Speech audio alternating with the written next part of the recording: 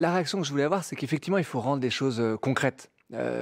Par exemple, pour les salariés, on dit que c'est une réforme qui va favoriser la flexibilité, mais qui va aussi présenter des avancées réelles pour les salariés. Aujourd'hui, je vais vous donner un exemple très concret. Un salarié qui télétravaille, il y a des 2 tiers des salariés qui souhaiteraient pouvoir télétravailler. Mmh. Ben, quand il est à son domicile, il est moins bien protégé que quand il est dans son entreprise. Ben, la réforme, Mais vous elle fait en sorte qu'on oui, établit un cadre juridique pour permettre le télétravail. mais Un Stanislas salarié qui va Guérini, être oui. licencié demain, ben, ses indemnités de licenciement, elles augmenteront de 25%. Ça, ce sont des points concrets et c'est à nous d'en faire la pédagogie. Alors certains ont dit aujourd'hui que ça allait dans le bon sens, donc pas forcément des opposants, mais que c'était quand même bien plus flexi que sécurité. Je ne crois pas.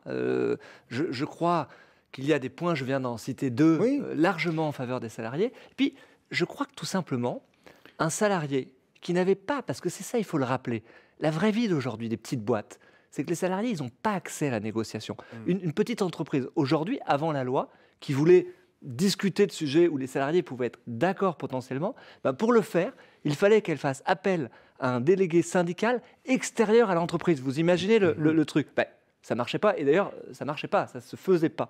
Ben, aujourd'hui, Donc les vous, salariés oui. et leurs patrons, eh bien, ils pourront discuter et mieux Mmh. organiser.